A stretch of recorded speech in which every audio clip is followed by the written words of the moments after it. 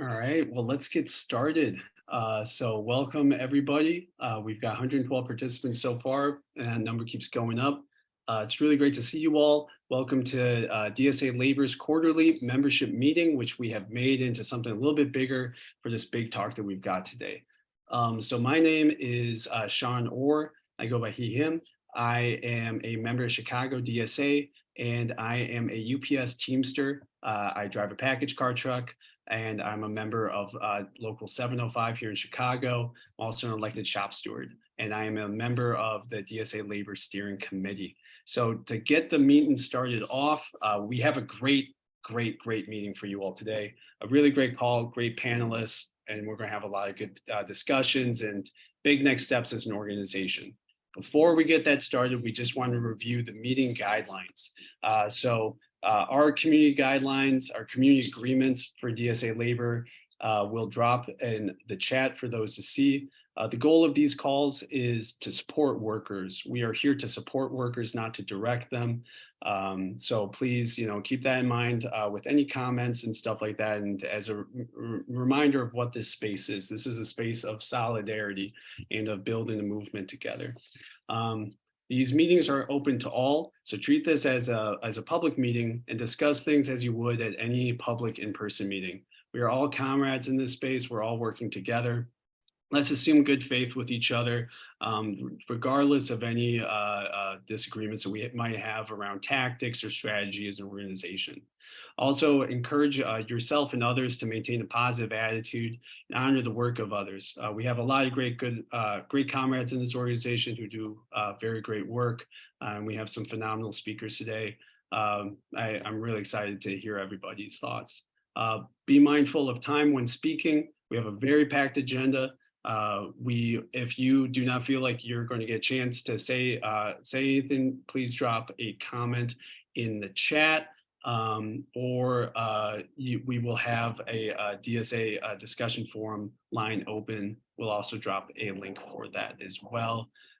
During the open discussion section, we're having a tight limit on 2 minutes to speak. If you go over, if it looks like you're going to go over, we're going to give you a heads up. If you go over, we will have to cut off just because we want to make sure that we hear from as many comrades as possible. So please, if you're planning on speaking or saying some words, a tight 120 seconds will be perfect. So moving right along, we are going to go over the agenda. So this call is to talk about the rail fight that happened, that culminated in November and December, a couple months back, to talk about what were the conditions of that fight, how did things play, why did things play out the way they did, and what was our role in it as DSA, and what are things that we'd like to do better or differently in major labor fights coming up ahead. So to get that started, we're going to have a timeline of events around this rail fight, going back as far as we have to discuss the most recent situation. We are going to hear from rail workers who were deeply involved in the fight. We have 3 great union brothers on this call who are going to talk about the different perspectives of what things looked like on the ground, on the rails. Then we're going to have some reflections from members of the NPC and DSA Labor Steering Committee talking about why did things play out the way they did. We're going to have a perspectives conversation on DSA's role in this fight that will involve not just members of the NPC and the Labor Steering Committee, but also some of our comrades from the rails to talk about the situation. We're going to look ahead towards synthesizing our strategies as an organization to figure out how we can do things in the best possible way in future labor struggles. And then we're going to have a call to action at the end, Strike Ready 2023, some big announcements there. Now, next up, we're going to have just introduction on the people who are lined up on the panel to speak. So again, myself, Sean Orr, will be emceeing this. We're going to have Alex and Devin Mance from the Brotherhood Maintenance Away division of the Teamsters. And we're also going to have Ross Gruters, who is an engineer on the rails. Among the DSA speakers, we're going to have Tefa Galvis and Laura Gabby from National Political Committee, We're going to have Ryan Coles and Alexandra Brunsmith from DSA Labor. So again, we're really excited about this conversation. We're ready to get into this panel. To kick us off, we're going to have Comrade Honda Wang from the DSA Labor Steering Committee walk us through the timeline of events. Go ahead, Comrade.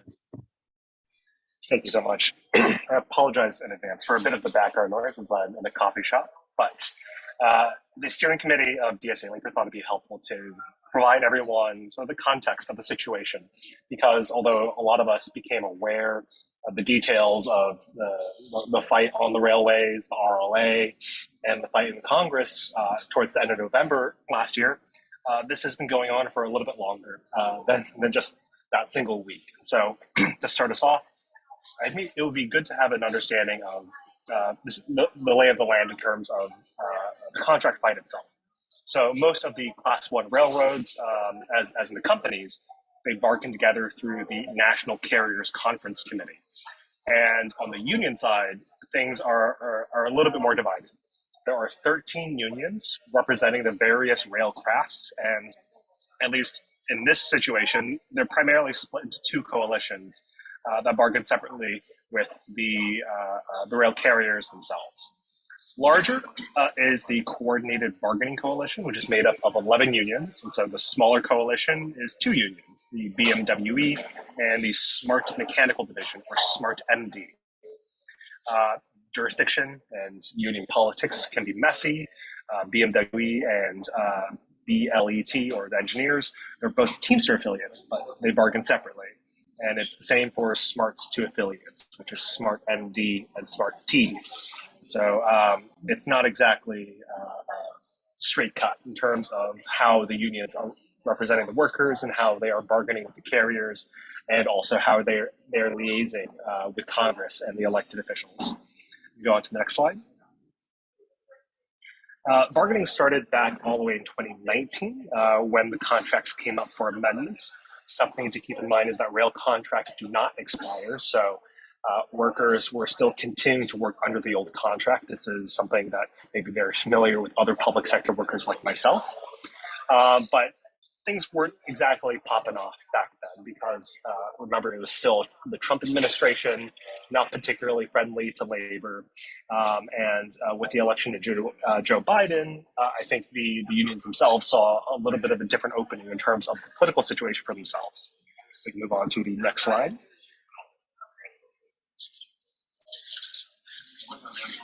And so in 2021, that's when BMWE and Smart MD coalition started mediation in terms of contract negotiations. And then in December, the National Mediation Board, the three-member body that oversees the RLA, was dominated, which was previously dominated by Republican nominees, which were more likely to side with the companies.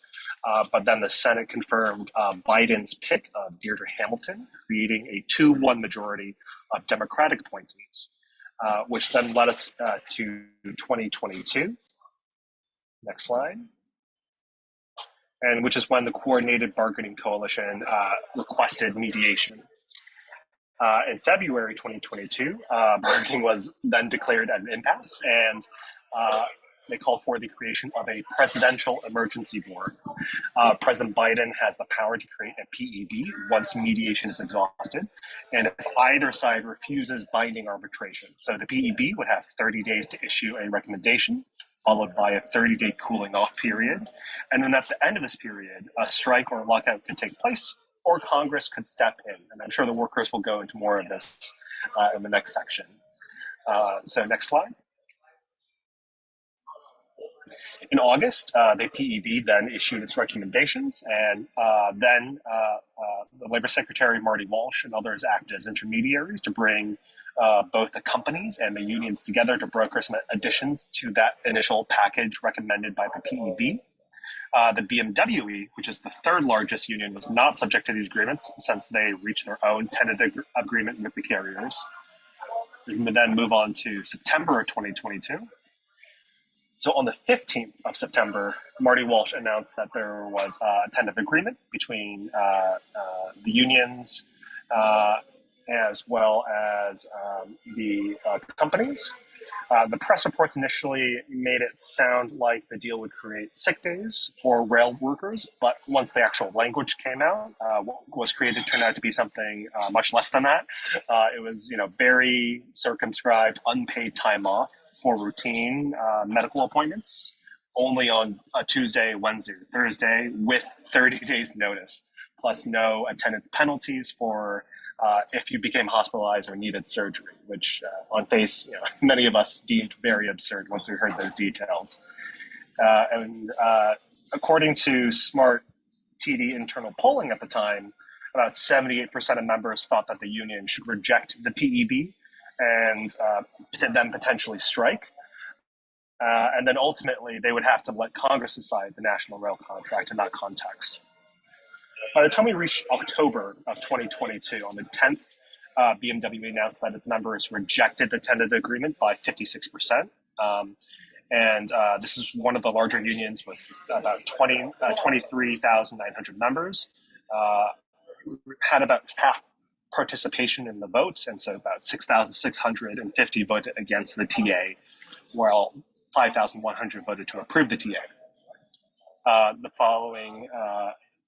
the following day, but on October 12th, Smart MD announced that its members voted to ratify the tentative agreement by 54%, but it is a much smaller union at 1,400 members.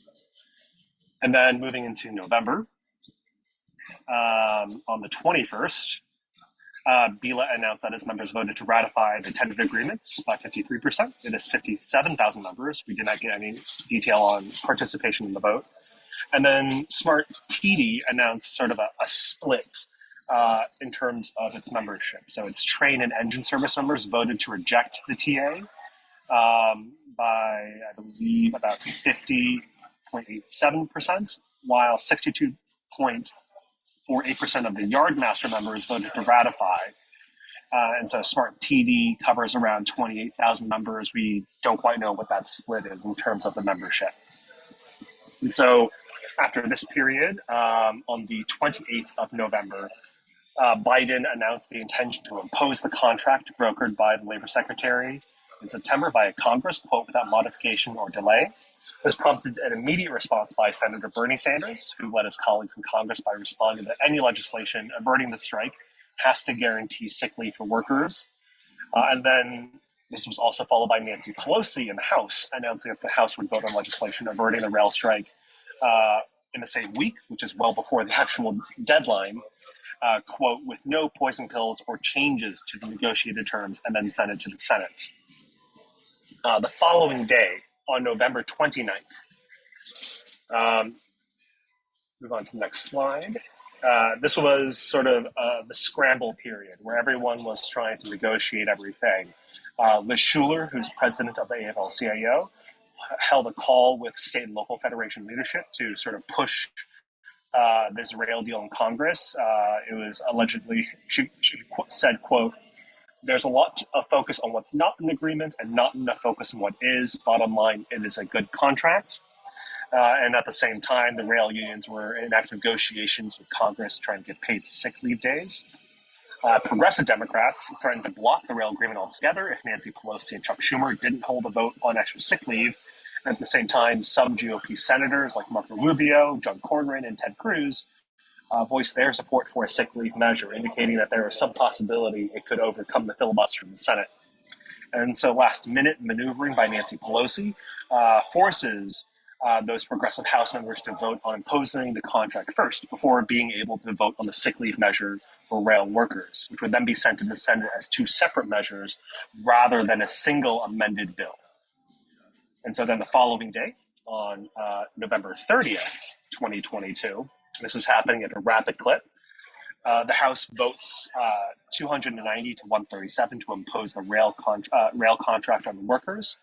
And then separately, the House votes 221 to 207 to guarantee 7 days of paid sick leave for all rail workers. The additional sick leave measure was brought forward as an enrollment correction rather than an amendment to the original bill, which allows Chuck Schumer in the Senate then to separate the two. Alexandria Ocasio-Cortez and Cori Bush, who are both DSA endorsed electeds, voted to impose the rail contract and supported the sick leave measure. Rashida Tlaib, who's also a DSA endorsed elected, voted against the legislation to impose the rail contract. And thereafter, AOC was, her office was in contact with both the National Political Committee at DSA about the vote, as well as local New York City DSA members after receiving heavy criticism for her vote. The following day, on December 1st, 2022, the Senate votes on the rail contract. Majority Leader Chuck Schumer had the ability to consider both the contract and the sick leave measure together as a package, but instead chose to consider them separately. And so the Senate was unable to arrive at a supermajority of 60 votes to overcome a legislative filibuster on the sick leave measure. So the Senate imposed a contract on rail workers by an 80-15 vote, and then killed the sick leave measure by a vote of 52 in favor and 43 against. And so at this point, the unions would remain under the agreement passed by Congress for the next 2 years until the collective bargaining process begins again. And that sort of lays the background for the timeline events for this rail contract fight. Perfect. Thank you, comrade. So getting into our panel discussion now, we wanted to start things off hearing from some of our friends and comrades who work on the rails, who are members of the unions, to talk about their own experiences with this. So starting first with Brother Alex, what were the main problems facing rank and file rail workers with winning a stronger contract? What was your reaction to this whole process, the political process, and how Congress voted, and what do you think needs to be done moving forward? Yeah, thank you guys for having me on. My name is Alex. I'm a member of the Brotherhood of Maintenance Way Employees Division of the International Brotherhood of Teamsters, as was mentioned before. In regards to the main problems that there wasn't a stronger TA, that goes back to just the bargaining process in general under the terms of the Railway Labor Act. The stronger tentative agreement, throughout its history, the tentative agreements reached post-PEBs in national bargaining are based upon the PEB recommendation itself. So at the time that the PEB was announced, just the days before it was announced, the rail labor unions were advocating and giving to the White House their list of individuals that they wanted on the PEB. The BMWED, my union, put up a list of individuals that we thought we wanted on the emergency board. And then all of rail labor got together with the Transportation Trades Department and the Teamsters to try and figure out who all of rail labor could agree on. And eventually what happened was that 3 of the top 10 choices were put on the Presidential Emergency Board of what rail labor gave to the White House, of what we wanted, and who we wanted to sit on the PEB. And so afterwards, as soon as the PEB gives their recommendation, it comes down to the unions to reach a TA. And that TA historically has always been based upon the recommendations. At that point, there's no more bargaining. This is strictly, we're reaching an agreement and we're going to see if people ratify it. My reaction to the political process, if you know anything about the history of rail labor bargaining or have read into it at all, and actually know objectively what the conditions of the rail labor unions are on the ground and the interaction between the members and the unions themselves, I don't think we could have expected anything more than what the PEB had recommended at that point. Although we have a very high union density on rail, we have very little interaction between the membership and the union itself. And so organizationally, we formally have unions, but like on the ground substantially, it's almost as if they don't exist. And so expectation wise, my reaction to how the political process went, it was pretty common, you know. Even the most labor presidents in the history of the United States have intervened, and Congress has intervened at those moments as well. FDR intervened in rail labor struggles multiple times, and so did others. So it's pretty expected at that point. And what needs to be done moving forward, I think most of you would agree with me that we desperately need to amalgamate rail labor unions. That's not the answer to all of our problems, but the inner union politics that happen at the high levels of our union really hinders the ability for us to get a better deal. I'll give you an example, and I won't call out anybody specifically, but our union had asked for specifically, we all kind of got individual craft issues that we got to push. And we asked specifically for higher away from home expenses, which would be the CONUS federal standard. It would have been their special CONUS rates of $69 a day for meals and incidentals. And right after we gave our presentation, a union leader from a different union gave his presentation to the board and asked for $53 a day. So just that basic communication where we asked for 69 and they asked for 53 immediately after our presentation, that's the sort of mess that we get into when we have 13 separate unions bargaining. And I'll leave it at that. Thank you. Thank you, brother. Appreciate it. Next up, we have Devin Mance from Brotherhood Maintenance Away. Go ahead, brother. Hey, thank you for having me on. As you said, my name is Devin Mance. I'm the co-chair of the Rank and File United.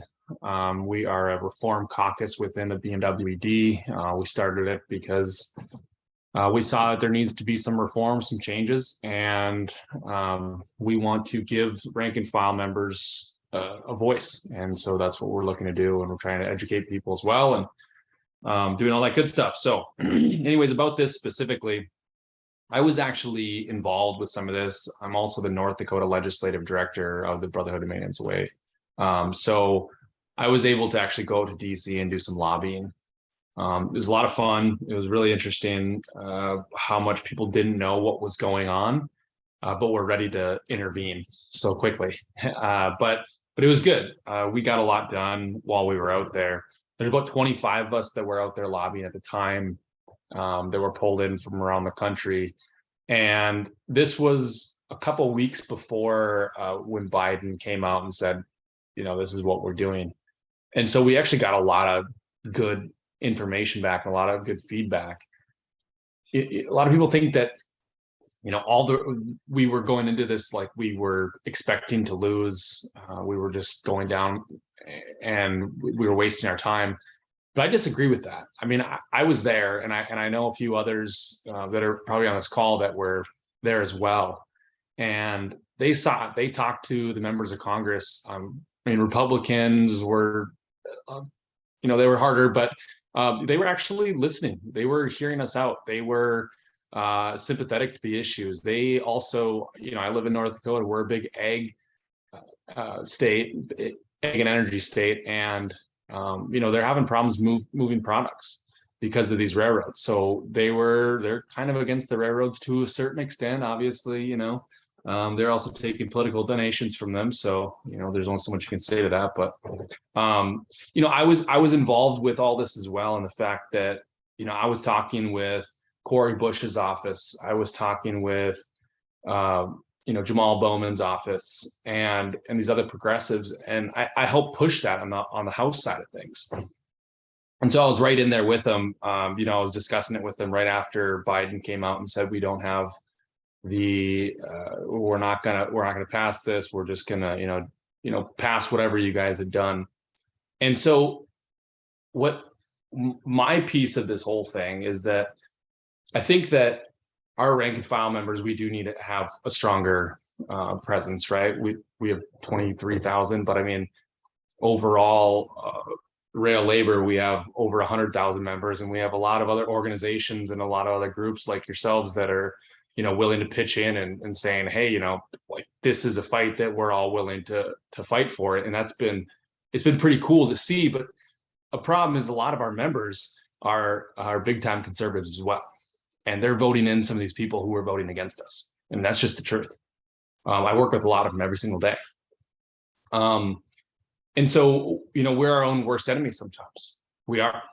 We don't decide who our brothers and sisters are on the railroads. The railroads decide, and they have a crazy hiring process that helps them find people that are, white conservatives from, the rural states, rural areas of states. And they do that on purpose, right? They do that because they're most likely conservative and they're not going to be as involved with union work. And so this is a big problem that we're having, and that's been going on for 100 years. So that I think that was a big issue with that.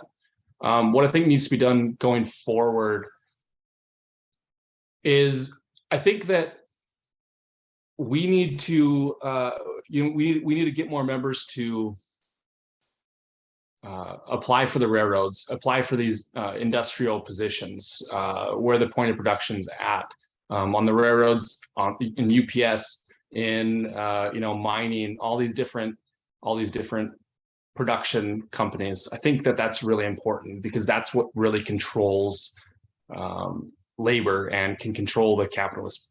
But we need to get people in there in the first place, so we need to doctor up and brush off those resumes. So that's my bit, unless anybody else has a question.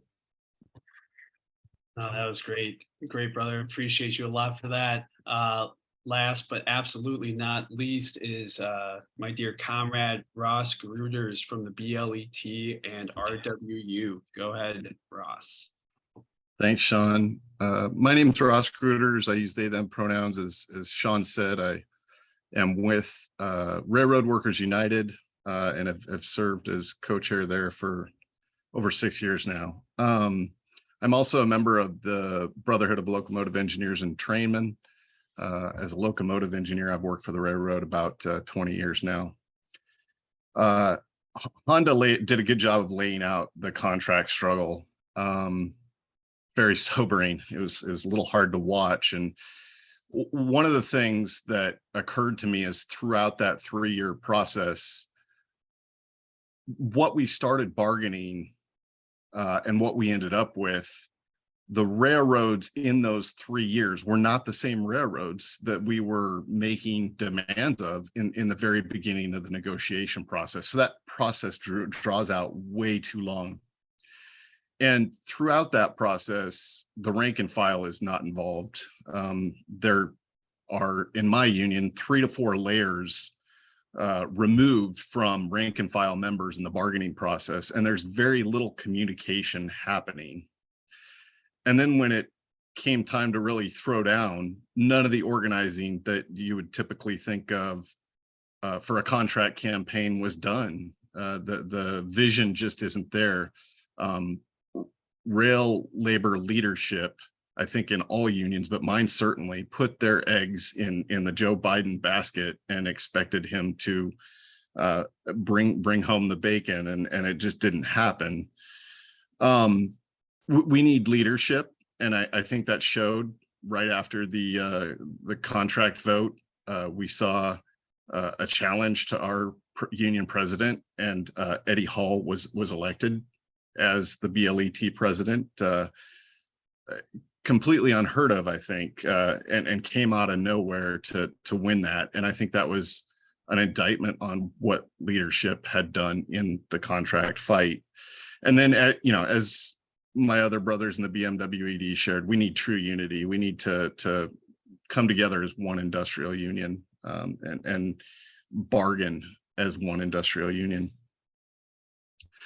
I think most of my coworkers saw the conclusion of the contract fight with Congress enforcing the PEB as inevitable. Everybody was sort of resigned to that, in part because the leadership wasn't there, but that was always in the back of our minds as the culmination of the process.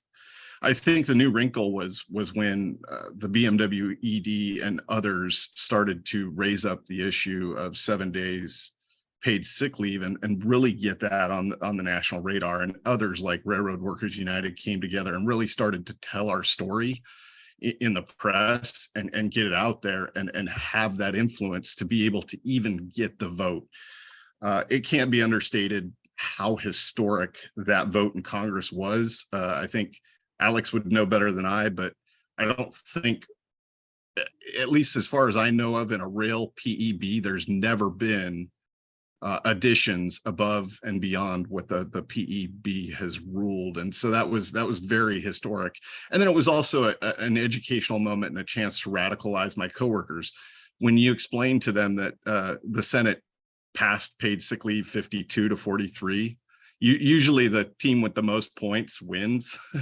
and so it was a chance to really dig in and educate and talk to people about that. And hopefully that's remembered here come next time around, which brings me to what needs to be done moving forward. And I can't say this enough. We need to organize. We need leadership that's willing to stand up and lead the fight and organize the membership.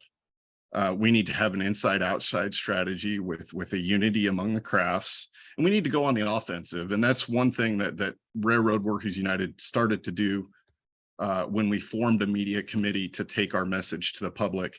And in October, we decided to go out and start a nationalization campaign and start talking about railroad nationalization, because really that's the solution we need at the end of the day. Is none of this is going to change. And I mean, we saw the Harvard Business Review, among others, talking about how railroad companies, and I'm quoting here, railroad companies should pay heed. Although the federal government's action allowed them to avoid a strike, they are not out of the woods. Their understaffing remains a hazard for their workers, their customers, and the vitality of their business.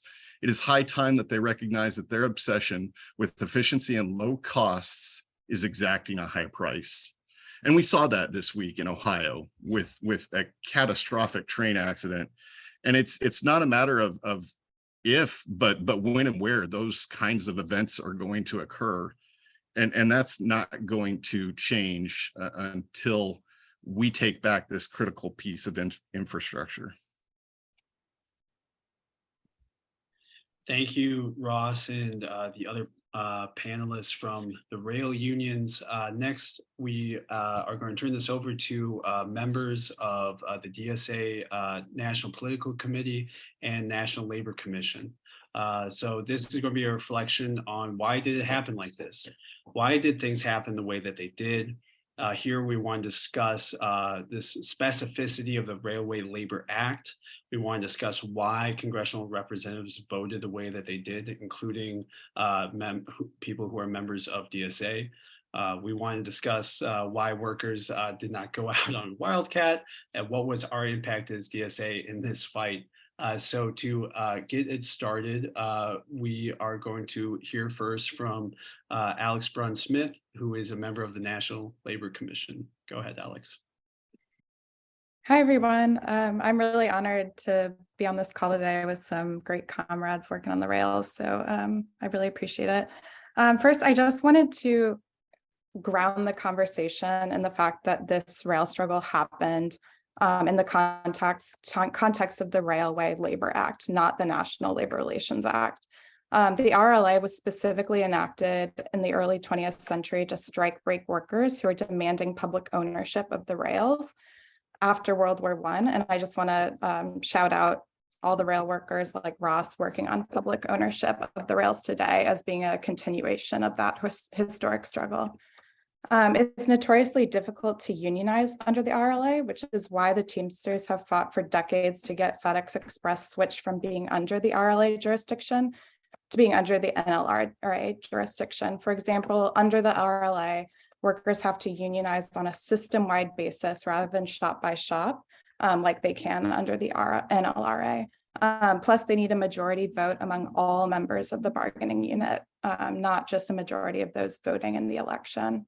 I think it's also important to note that UPS workers, with very, very few exceptions, are covered under the NLRA. So the same cooling off periods and strike and lockout bars really don't apply outside of rail and airlines. I know some comrades have expressed concerns that the squad will vote to impose a bad contract on UPS negotiations. So while Congress does possess the legal tools to invoke the Commerce Clause to intervene in a potential US strike, and I certainly wouldn't put anything past the capitalist class. There's really less precedent for anything like that happening. And it's important to underscore that the RLA doesn't actually provide for congressional intervention. It's a power that Congress took from the Constitution. Second, I just wanted to highlight that it's very clear that members of the squad made a poor decision voting yes on the rail contract. And this really reflects a long history of federal intervention and labor management disputes to quash workers' power for the capitalist class.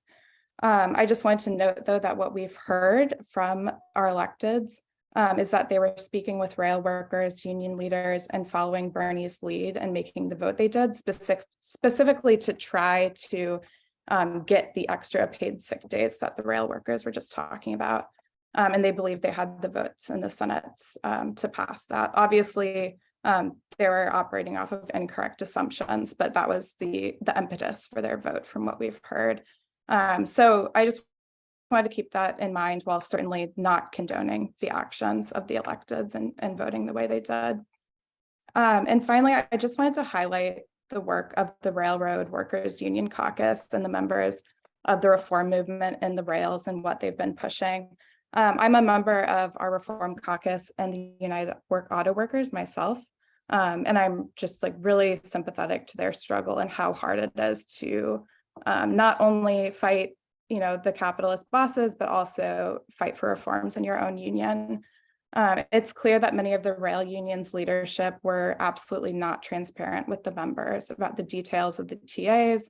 And they were just unwilling to listen to the demands of the rank and file. And so while RWU is still small in number, their part in the fight has just been extraordinarily courageous and influential, and I'm really inspired by their work. Awesome. Thank you, comrade. Next up, we will hear from Laura Gabby, who is a member of the NPC. Hey everybody. Thanks for the introduction. I'm gonna keep my comments relatively short because we heard from a lot of good speakers on the background already. I take, I guess, a little bit more of a maybe a critical or a cynical view even of why congressional representatives voted the way they did. I think, as socialists, it's clear that both the Republican Party and the Democratic Party are both parties of the capitalist class. At the end of the day, we as socialists, sometimes use the Democratic Party ballot line, but at heart, they're both parties of the capitalist class. I think that our DSA electeds, voted the way they did. I kind of see it as a mix of things. I think that at the national level, we've failed to run socialist cadre with grounding and educational knowledge of socialism and the labor movement, with more of a depth of knowledge of the labor movement. I think that it's possible that some of our DSA electeds were trying to play nice to get small concessions like committee appointments. I also think on its face, to me, this looks like they were trying to help the Democrats save face with the paid sick days bill. Knowing that there was no real chance to pass this bill, what essentially happened was that the millions of people paying attention to this fight, and there were millions of people paying attention to this fight, they came away with the message that the Democrats at least tried to get paid sick days, and the Republicans, they squashed that effort once again, instead of that this is what socialist electeds do, that socialists stand for something different. Socialists don't vote to make a strike illegal, and socialists don't vote to force a TA that workers have rejected. I think that they could have used their office and that platform in a galvanizing way that would have potentially supported the workforce and educated those millions of people in that way. And instead, what came out was essentially the same old kind of Republicans bad, Democrats slightly better narrative. And I don't think that really helps us as socialists. I think we heard lots from workers already about why they're not on wildcat strike now. It wasn't built by the rail union leadership. Craft unions like my own, the carpenters, are notoriously very difficult to coordinate. And I think there's really a through line of an approach to unionism that focuses on legislative deal making instead of shop floor organizing and shop floor power. Comrade Ross really spoke to that, saying that the rail union leadership really placed all their eggs in the Joe Biden basket. And I think this is very much kind of the aftermath of doing that. So I'm going to leave it there. Thanks. Thank you, Comrade. Really appreciate that. Next up, we will hear from another member of the MPC, Tefa Galvez. Go ahead, Comrade. Hi, everyone. My name is Estefania, but I go by Tefa Galvez. I am from Colombia. I'm a rank and file. I'm a member of IATSE, and I am an MPC member, which is the National Political Committee. I feel like all of the times, one of the things that I get the most is like people don't even know that this body exists. So I want to say that it's the National Political Committee. It's composed of 16 people that are basically in charge elected and in charge to kind of have conversations that guide the political vision of the organization for DSA. I think that it is really important to emphasize that we need to listen to Devin and like that the workers thought that they were going to win the sick days when they were doing this. And I think that that is like really, really important to validate the work that they were doing. My perspective is one from like, actually, I want to say this quote to just like really like ground where I'm coming from. Men make their own history, but they do not make it just as they please. They do not make it under circumstances chosen by themselves, but under circumstances directly encountered, given, and transmitted from the past. I'm sure a lot of you probably know the author of this quote, and if you don't, I encourage you to look into it. The truth of the matter is that the Democratic establishment is the real enemy. They have been pouring much money into this opposition from the Bernie campaign. If Bernie had been president, we know that this would have gone very differently, starting by the fact that the filibuster wouldn't exist. And so, this would have been a completely different story. So the real enemy is the Democratic establishment. Bernie and AOC have only brought light to DSA and to DSA growing in terms of being known and accepted and talked about and built. And I think that a lot of the times, one of the things that we forget is that it is our responsibility as socialist labor organizers to create the rooms and create the lines of communication to be able to ask and demand and have a say on the table. And I think that we as DSA had no impact in this race and in this specific fight. And that has to do with the fact that we are in a constant stage of crisis, fighting against a lot of issues across the capitalist imperialist system. And so it cannot be minimized to say that two people that are in Congress stopped a strike. That is it's incorrect. And not to say that we have history of strikes and what it takes to build towards a strike through a ton of case studies. And recently I was in the Green New Deal Commission retreat, and we did a reading on the collective bargaining, unions organizing, and the fight for democracy. And it has in chapter 6 a study of what it takes to build towards a strike. And we know for when we're hearing that the union was building towards winning the sick days, and that there necessarily was not or could have been the buy-in within the leadership of the union, which is the one that is in charge of leading their workers into feeling confidence in a strike to do so. And we failed at not having seen the opportunity of organizing within it. So I'm going to leave it at that, but definitely solidarity. Thank you so much to the comrades here that help that are here to help us get homogeny around this fight that is ongoing. Thank you, comrade. Appreciate you. Last up on this, we're going to hear from Ryan on the National Labor Commission. Yeah, thank you, Sean. As Sean said, I'm Ryan. I'm on the NLC steering committee. And I think first I want to thank all of our panelists and speakers for being here today. And even just from what we've already gone over today, I think my primary takeaway is really just a realization of how complex this situation was. As Alex explained, rail workers are forced to bargain under the RLA. As Honda explained in his initial timeline, you can see just the complexities with so many different bargaining units, different carriers, how they liaise with Congress, electeds. It's complicated. And most importantly, as our rank and filers on today's call shared, there's complexities within each rail union too. So I think on the DSA side, we can see that we definitely have gaps between labor and electoral work.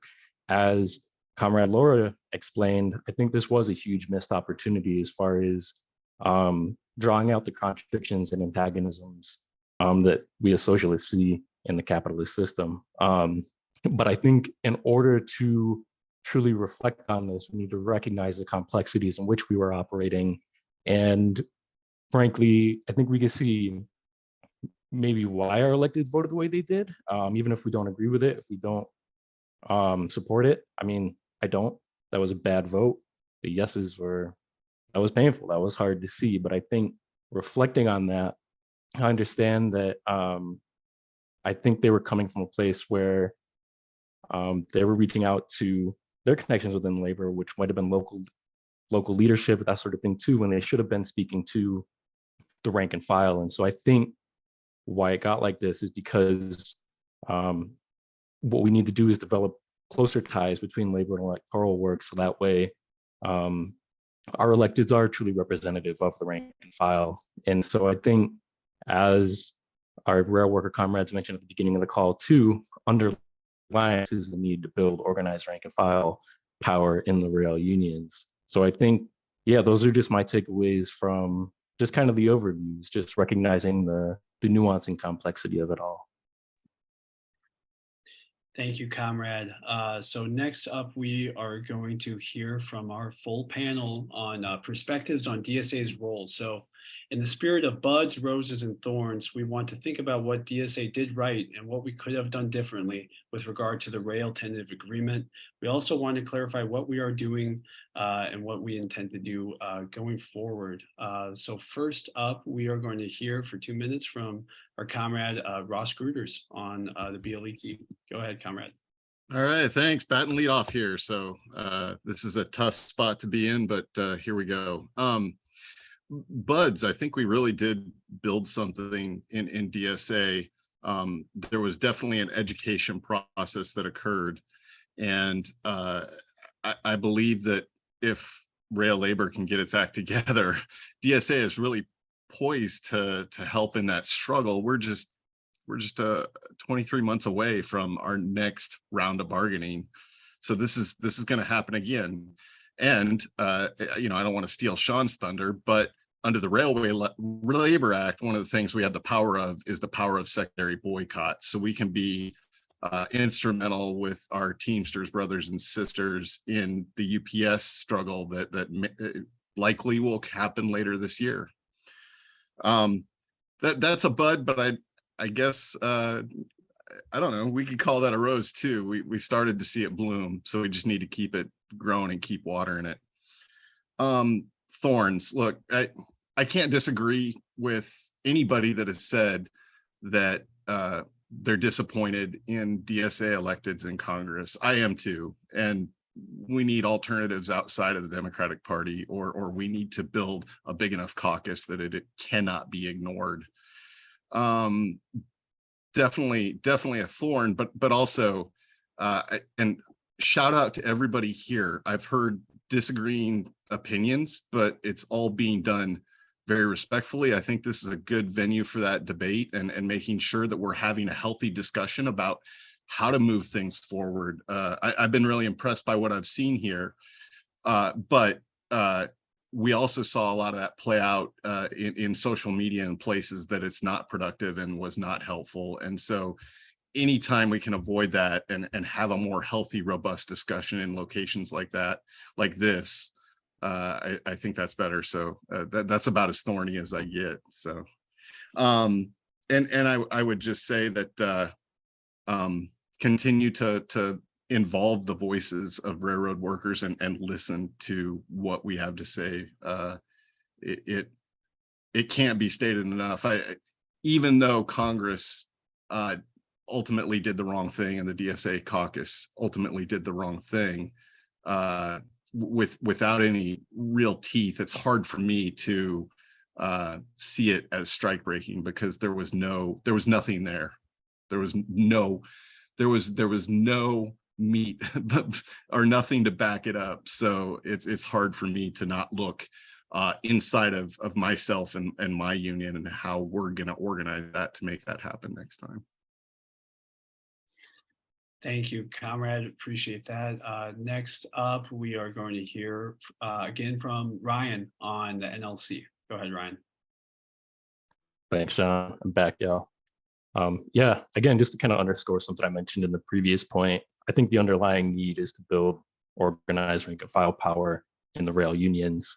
And I mean, frankly, to be realistic, DSA won't have a large presence in the rail unions in the near future, but that's something we can change. And what we can do in the interim as DSA is to ensure that our electeds are informed, they have open lines of communication with labor so they can represent the rank and file workers. And frankly, DSA members can get jobs in the rail unions as well. Comrades tell me that they're hiring. But I think really what's most important, as is with the labor struggle, our role as socialists is not to tell workers what to do. We can't call for a wildcat strike because we don't have that power built, and we don't have those connections to the rail unions that we would need to support those. What we can do is start building those connections so we can help facilitate, foster, and support those efforts. And yeah, I realize I didn't follow the buds, roses, and thorns, but that's my piece on it. Thank you, comrade. Appreciate that. Next up, we are going to hear from Comrade Tefa on the NPC. Well, yeah, I mean, I actually very appreciative of the comments from Ross about how we need to learn how to be mature organizers and create the spaces that are needed to have discourse and move together. Unity, struggle, unity. I'm sure a lot of you have heard this before, and it's incredibly important, especially when we talk about something that Ross also mentioned, inside outside strategy. And if we continue to not do that, then we're doomed. I think that one of the good things that came out of this was, I mean, as everyone knows, our NPC body has not been very functional, and for the first time since I was appointed to the body after a big breakdown.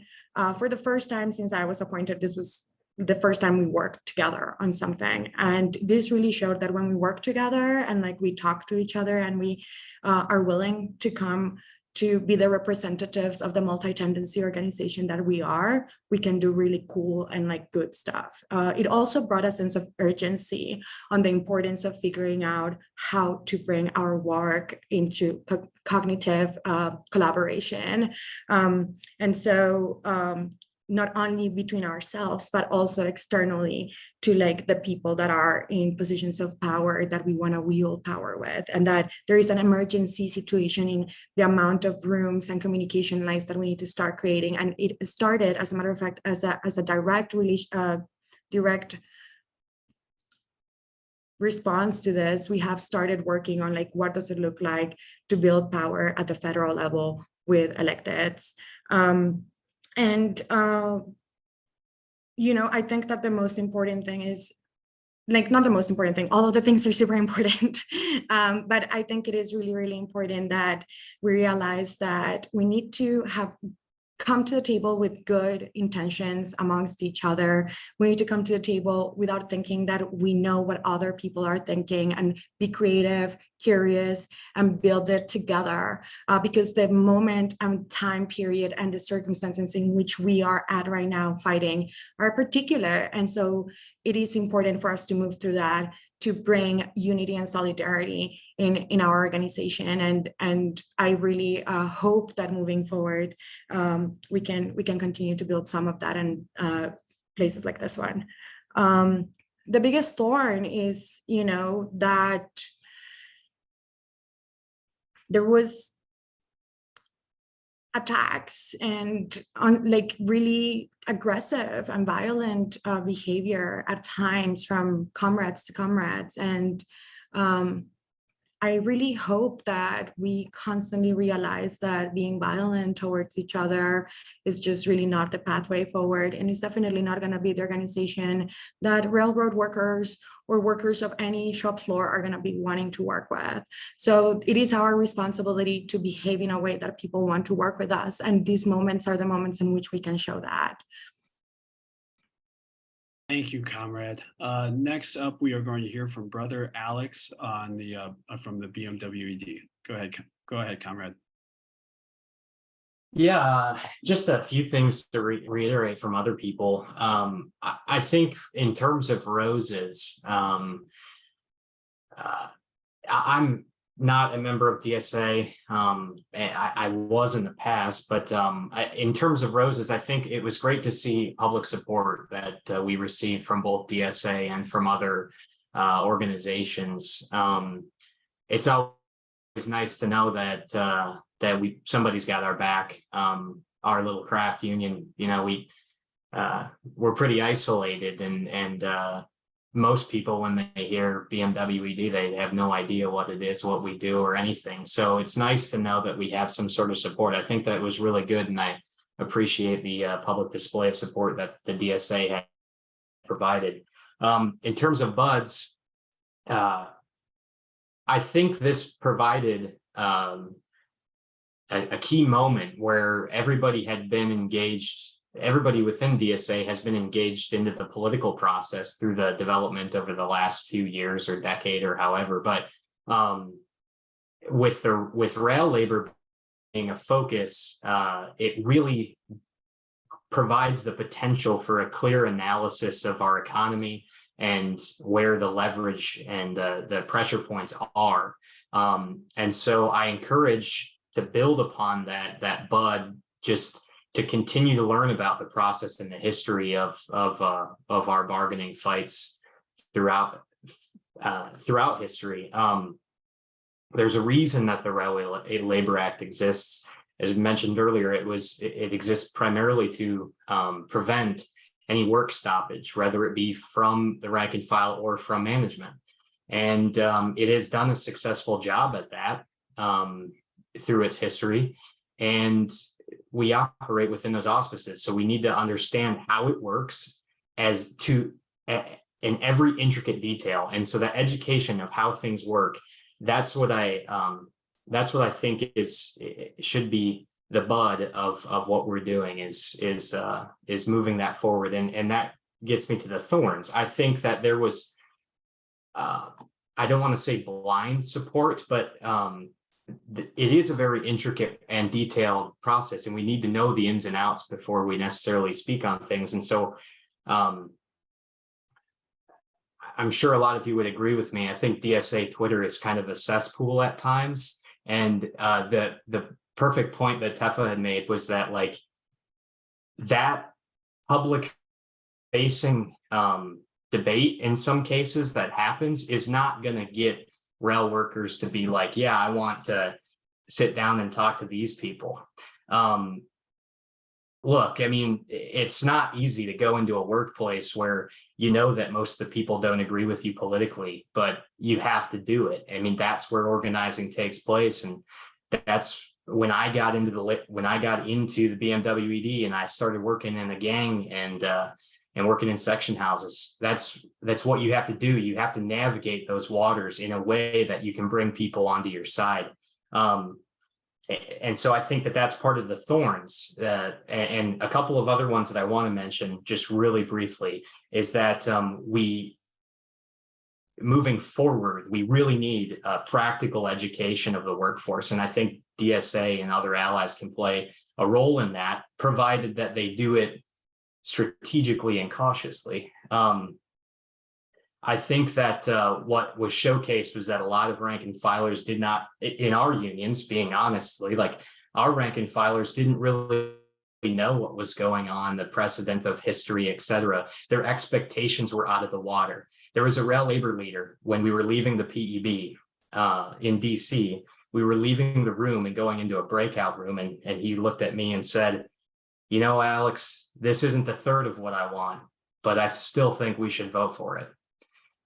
And that sort of reality, we need to sort of educate people on that. Look, even though we reached a TA, it wasn't necessarily what we all wanted, but why did we do so? What are the conditions in which we need to reach those TAs to speak on behalf? I want to educate, or I want to just highlight, Tefa had mentioned that quote from the 18th Brumaire. And I think we need an 18th Brumaire. I think that individuals in DSA and other allied organizations can really help define a clear objective analysis of what happened and moving forward. I think that that's really key. And I haven't seen it yet. I haven't seen any clear objective compilation. I mean, the 18th Brumaire took Mark's, what, 3 years to write? It might be 3 years from now, but we need to have one for this situation and moving forward. But overall, it is great to see public support, and I hope that we can build those relationships going forward. Thank you, guys. Thank you, brother. Really appreciate that. I was not expecting someone to say we need an 18th Brumaire on this call, but I am in 1000% agreement with you on that. Next up, we are going to hear from Alex Brunsmith on the NLC. Yeah, that was great, Alex. I think everyone on this call is now gunning for you to get back in DSA. So, but I think I agree that a good rose is that I was really heartened by the fact that it's very clear to me that at its core, DSA members care a lot about labor and workers and advancing their struggle. I would definitely agree with Tefa that sometimes the way it came across, especially online, and to Alex's point, turns away workers from joining DSA and from getting them more involved in the struggle from the socialist perspective. So I think that's something we definitely need to work on going forward.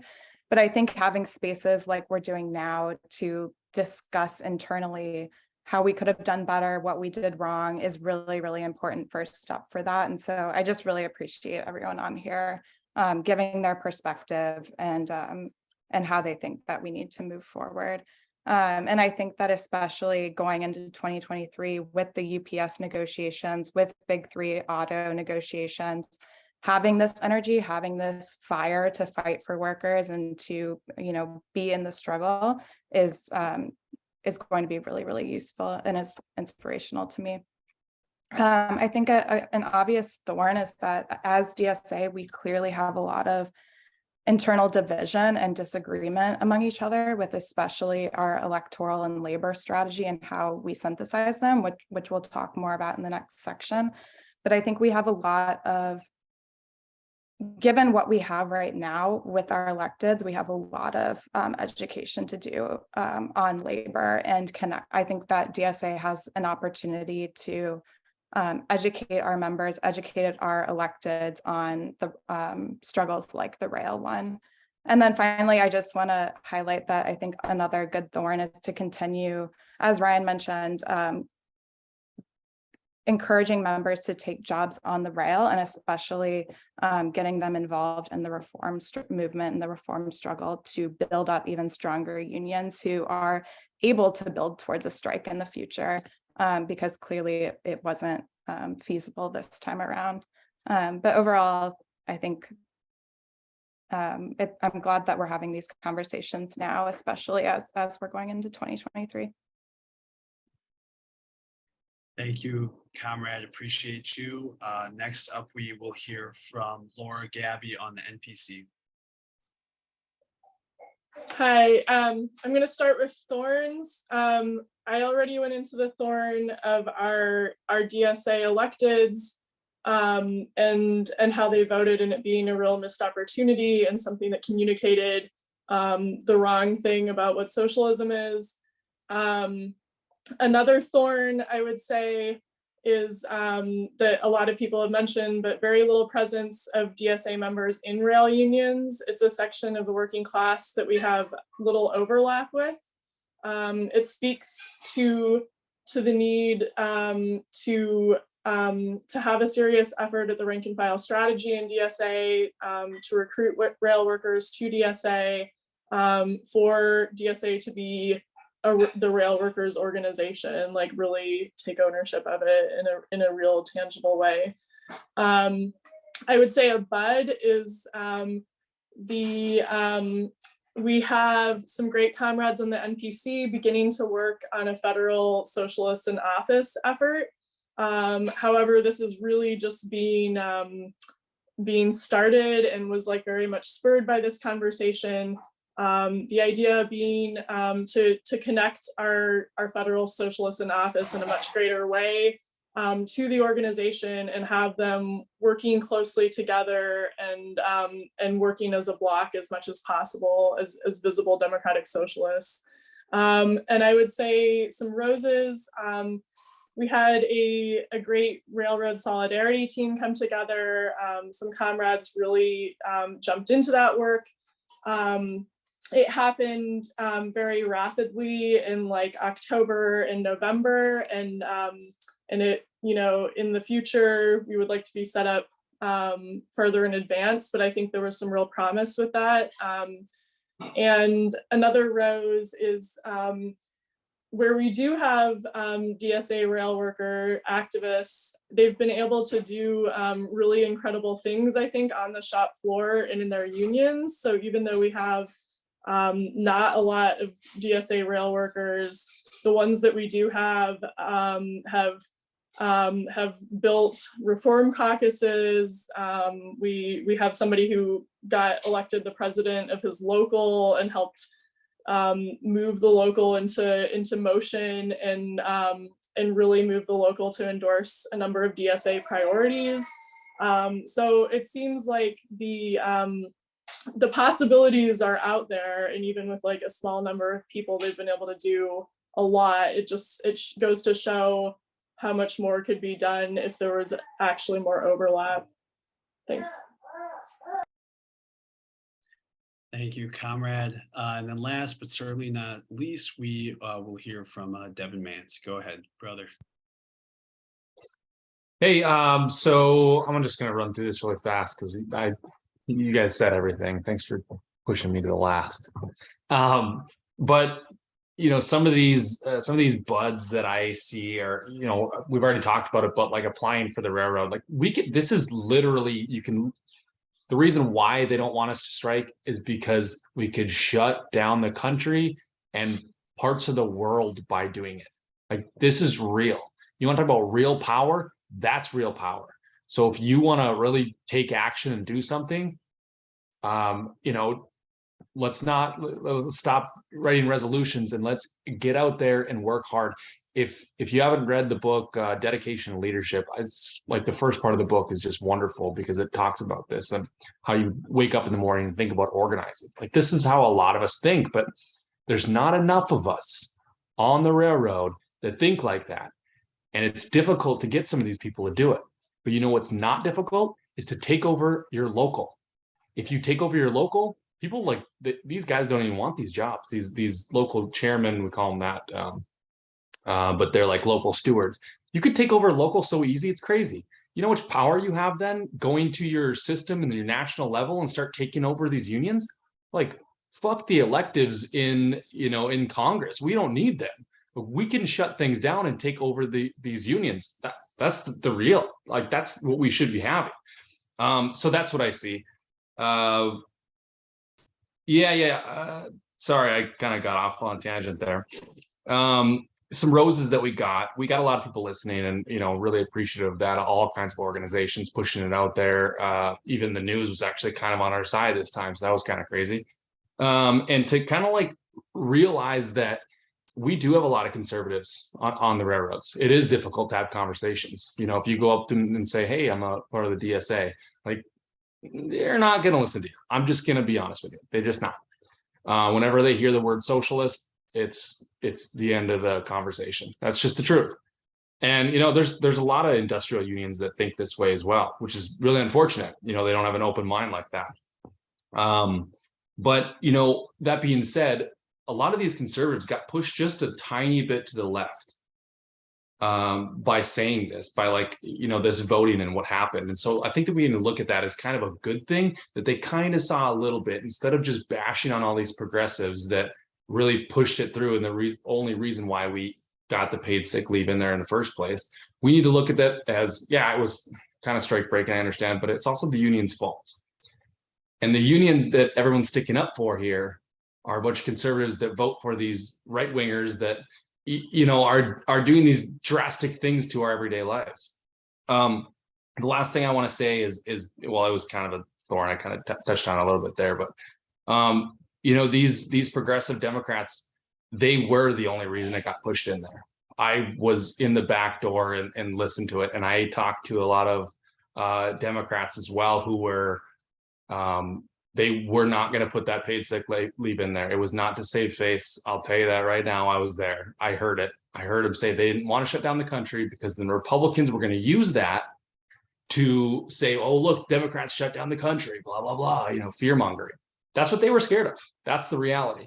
So the only ones who got to push through that we even got the paid sick leave to be voted on were those progressives. So the people that you pushed in there were the ones who helped us out. I'm just, you know, being honest about that. But it is complex. You know, this whole situation is complex and hundreds of years in making. So anyway, sorry, I don't mean to ramble on it going forever. Thank you, brother. And thank you to everybody so far on this panel. This has been a really phenomenal discussion. Next up, we're going to go over synthesizing our labor and electoral strategies. So this section focuses on how DSA should relate to both our labor and our electoral work in future labor struggles, like the upcoming contract fight at UPS and the big 3 auto contract fight in September. So how do we synthesize our struggles in both labor and our electoral work to support each other? First up, we are going to hear from Ryan on the NLC. Go ahead, Ryan. Yeah, thank you, Sean. Yeah, I mean, I think it's pretty apparent that we have a lot to learn from this as an organization, right? And we did see electeds miss a huge opportunity to bring attention to rank and file struggle. And that's not something we can overlook. And we didn't do enough to hold our electeds accountable. The other side of that, I think, is that we weren't proactive in providing the support or creating the structures they needed to make sure they knew the lines of communication were open so they could get the guidance of labor within DSA to represent the workers as they should. So going forward, I think our electeds need to know how and when to seek out guidance on these issues from our rank and filers. We also need to have mechanisms in place to hold our electeds accountable.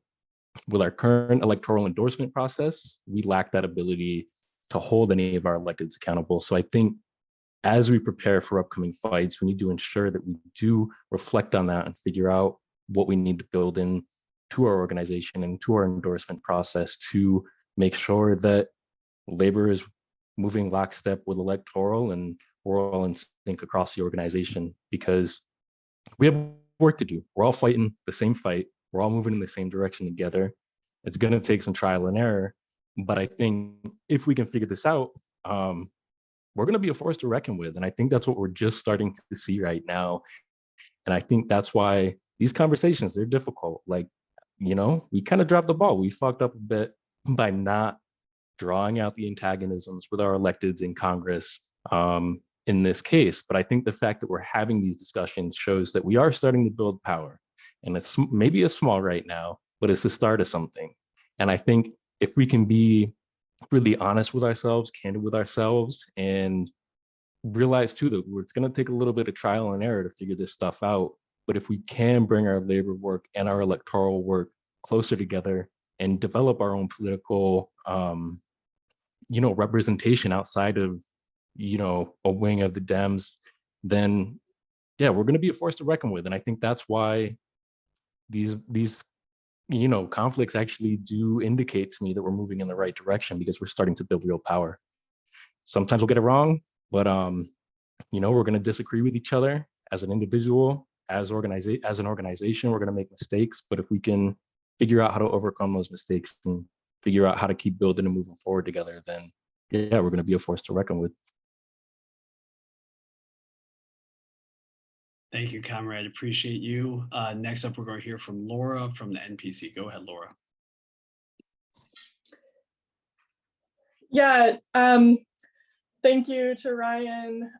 So bringing our labor and electoral strategies together, I think in DSA, they have tended to operate really on totally separate tracks. I have a baby possibly screaming in the background, so if you're hearing stuff, that's what it is. But they've tended to operate on often totally separate tracks. I don't think that needs to be the case and shouldn't be the case going forward. We need to be developing candidates, like at the candidate level, we need to be developing candidates who understand themselves as socialist cadre, who are responsible to DSA, who are responsible to the labor movement. And this might be controversial, but we need to be occasionally willing to break with those who aren't representing our politics close enough, if that's the case. I've heard from people in a variety of industries now, whose coworkers were concerned that Congress would prevent them from striking or break their strike. I've been hearing this from New York City Teamsters and from New York City nurses. This was something that something really big that a lot of people were paying attention to. And I'm concerned that this could have a dampening effect on that.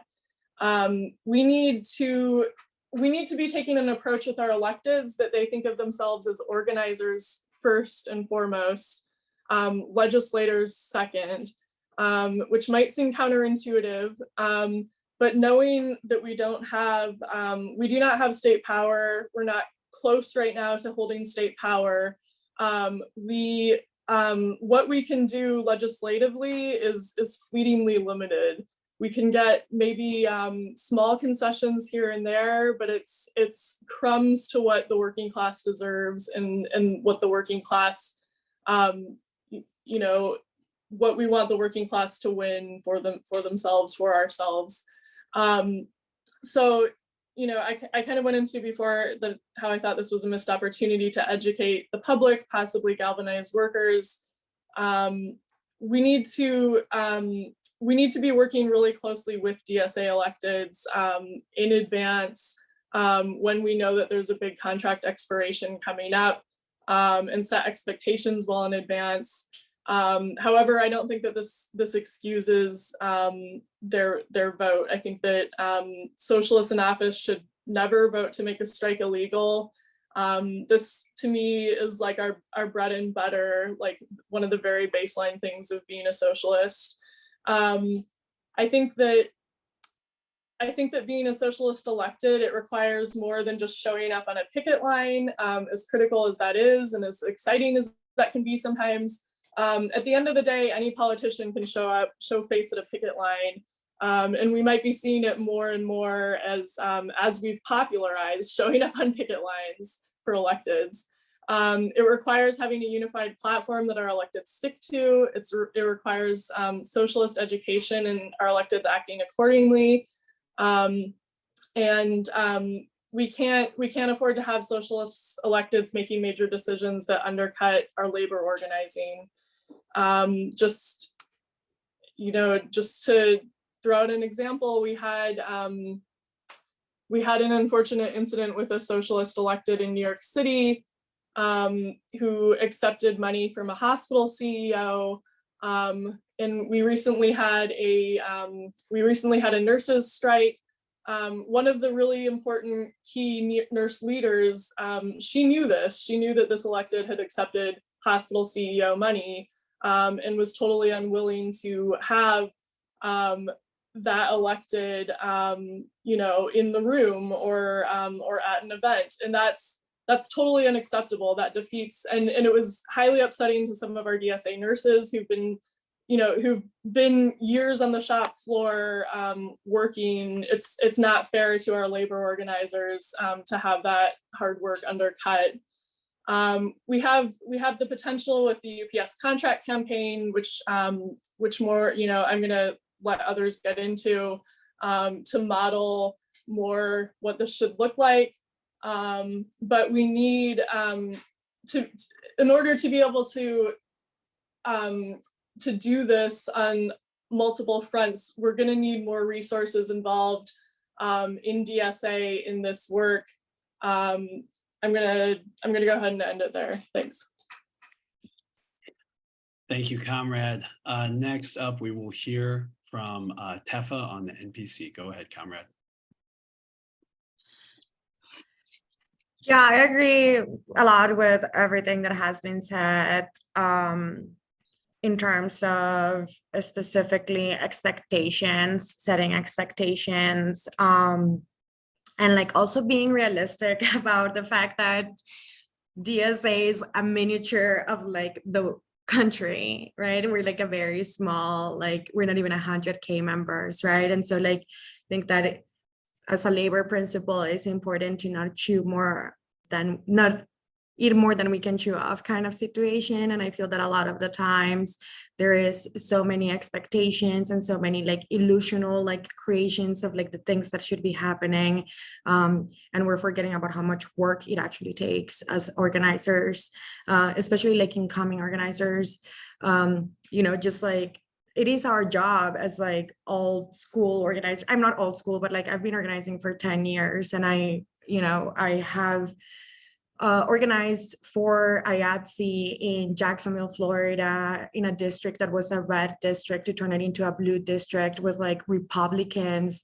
And I really wanted to like talk about what our comrade Devin talked about, which is like figuring out how to bring power and like a common enemy or like a common support, right? And like with Andrew Gillum, we were able to have a lot of previously Republicans joined the fight to, you know, change things because he was pro-union, right? And I think that also something that I really like think Devin is right on is that, you know, there is multiple strategies. There's how we talk internally as cadre. There is how we talk with people in positions of power. And then there's the way that we talk and like organize our workplaces. And I think multiple things are truth at the same time. And we need to be more okay with the fact that like there is a plethora of instances and things that are happening rather than like trying to just like make everything linear, because that is actually what capitalism wants us to think, so that we cannot strike in multiple areas. And so, you know, in my mind, there is a galaxy of socialism, and the socialist in office is like one of the universes in there that we have discovered has a high impact to be built with the labor galaxy, right? And I'm saying this because I also really come from, you know, a love for eco-socialism and like science, like scientific understanding of human relations, of infrastructure, of impact, of labor, right? Like we cannot just talk about labor. We have to place labor in the infrastructures, conversations, and things that we're building. And so, yeah, let's bring labor into talking about electoral, and let's bring electoral into talking about labor through building, right? It takes effort, intentionality, conversation to build something. Things that are good don't just happen. And I think that we often forget that one of the biggest things that happens in capitalism is crisis. And when crisis happens, we have to be ready to come together and use it as an opportunity of organizing. And we fail over and over and over again to do that. And so I really think that moving forward, it is important that we really go back down to basics and think of the principles of labor, what it takes to build something, and apply those to the work that we're trying to do in this organization, because that also will make it be honest to the workers that are going to want to join it, because they're going to feel that they're at home.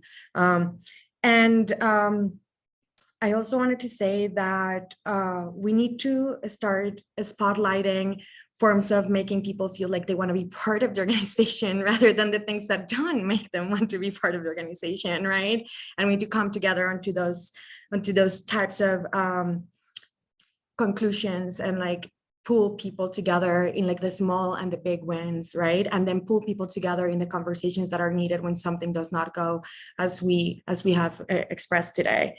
And I absolutely have to say that it is our role as socialists and organizers to organize the people that want to wield power with us. And so it is our job to be in the room and agitate and create the means for the electeds, whether it is in the unions or in the state, to take action from courage and not from fear, which is what we continuously see in leadership, taking a lot of stances in the fear of what, for example, Devin shared today, that the Democrats break everything or whatever, and like, what are the Republicans going to do with the messaging around this? Like, we need to agitate ourselves within those rooms.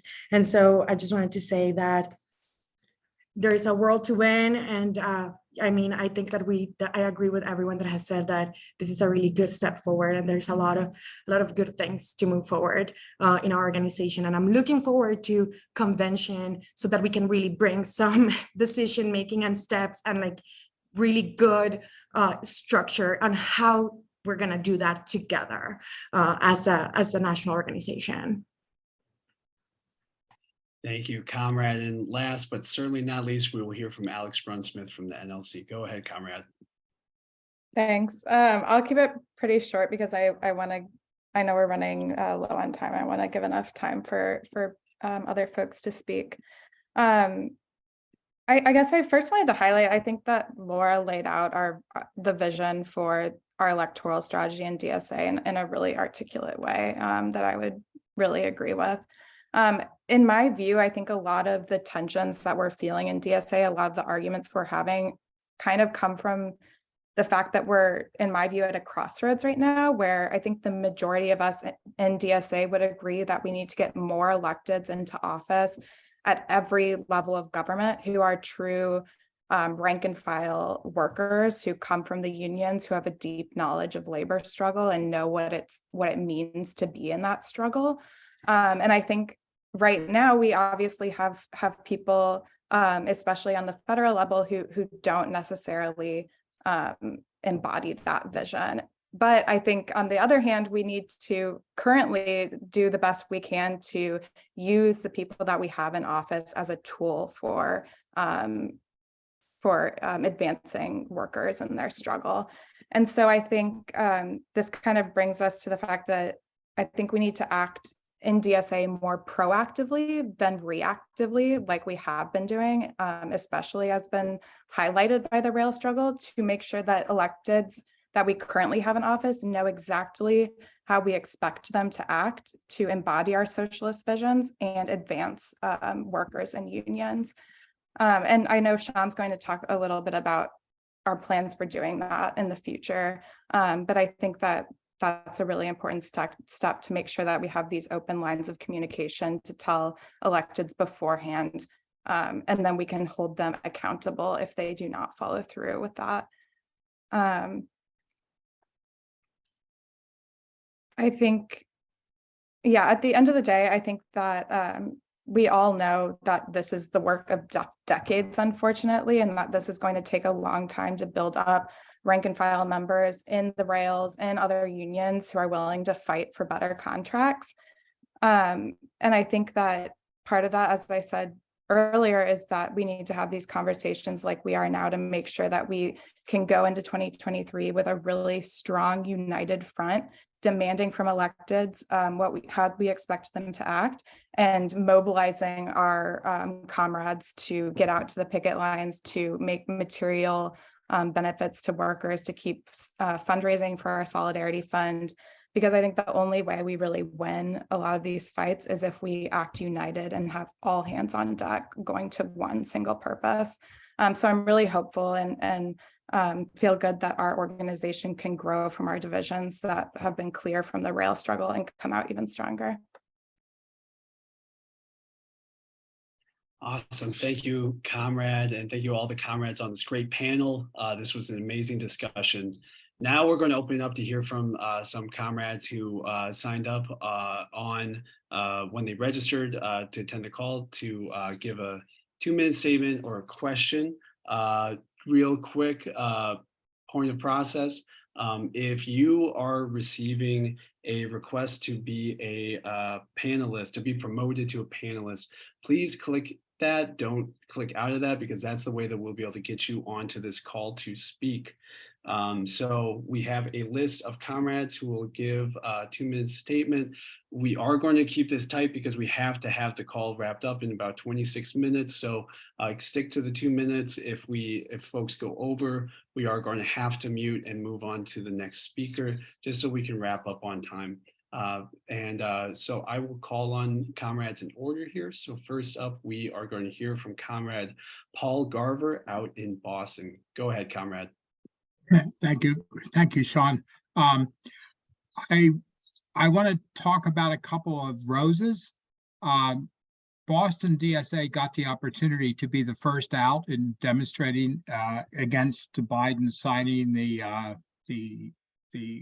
strikes, the strike block, and also in conjunction with the Railroad Workers United, we put a big demonstration. It was only 200 people, but it was organized within a few hours, and it I think is to date the largest demonstration in support of the demands of the rail workers. I got quoted in the Boston Globe. I was kind of the media spokesman for DSA, and what I said essentially was, we have to listen from the workers, and we have to listen to the workers and learn from them what we need to do. And the rose that I have is that in the process of learning about writing an article for Democratic Left, is I learned about the great work being done by Ross, by Devin, by Ron Kamenkoff from Railroad Workers United. And I'm just very impressed that we have so much to learn from these rank and file rail caucuses. And I think that our job is to really support them any way we can. And I'm 82. I don't think I'll get a job as a rail worker, but I'll do everything else to support them. I just wanted to highlight one area that I think is interesting. I mentioned that the UK and French rail workers have played a big role in the recent strike wave.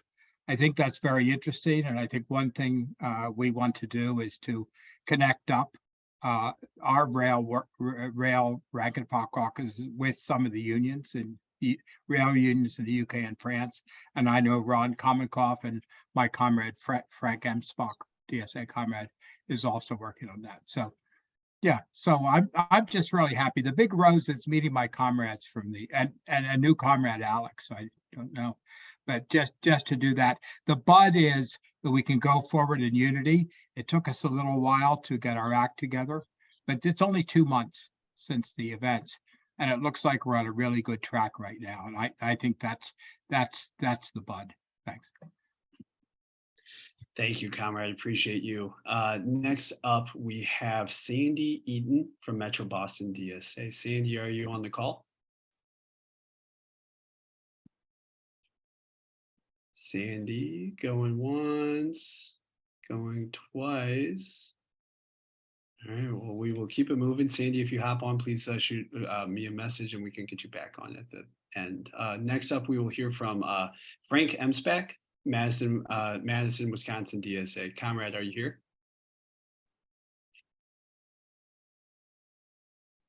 Frank's not there.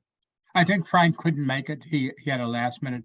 He asked me to mention that he's working on this international part too, along with myself and Ron Kamenkoff and the Thank you, comrade. International Committee. All right, beautiful. That just means we can get a couple more speakers and this is good. All right, so let's see here. Is Kip Hedges from Twin Cities DSA on the call? Yes. Awesome. Thank you. Go ahead, comrade. Frank just said that he's here. Well, we'll have you go first. And okay. Then Frank. Thank you. Okay. I was a baggage handler at Delta Airlines for almost 30 years, and I'm still very involved in a 18,000 member, 45 city union organizing drive that's actually going quite well. One of the things that we have done in the past, we had a rally in LaGuardia where AOC came and spoke. She spoke very well. People are really happy to have her. People know that there's a connection between myself and AOC because we're both DSA members. And amongst the most militant and sort of class conscious Delta airline workers, there was a lot of questions that came my way about, what's your girl doing? Like, what's up with AOC? So there's a cost amongst workers that, we have their ear. I think we have the ear of many workers across the country. I think the rail strike, the rail contract, lots and lots of workers were watching that.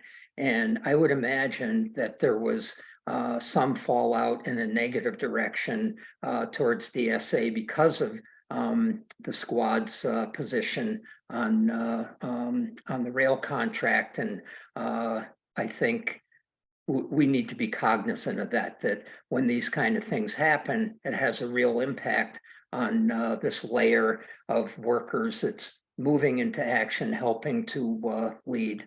And I think that's all I have to say. Thank you, comrade. Appreciate you. Frank, are you on? I hope so. It was on a different channel somehow or other. I just want to say three things, I guess. One, Ron and Paul and I are working with Ron's assistance and support now to try to have an international Zoom call of railroad workers. We'll help with that, but not us per se, but union to union. And one of the interesting points of unity here is that the computer system used in precision scheduled railroading here, it's the same one or a very similar one to one being used in France and in England. So there's a technological relationship here, and it's sort of odd, but based on the major point, control and domination, as opposed to actually serving anybody. So that's one thing. The second thing is this: it seems to me that the issue of the nationalization of the rail is at a particularly good point now. One, because it can distinguish the DSA as we begin to have a program in many areas for what a socialist country might look like. But the nationalization issue now is, I think, particularly important because the freight railroad system isn't functioning.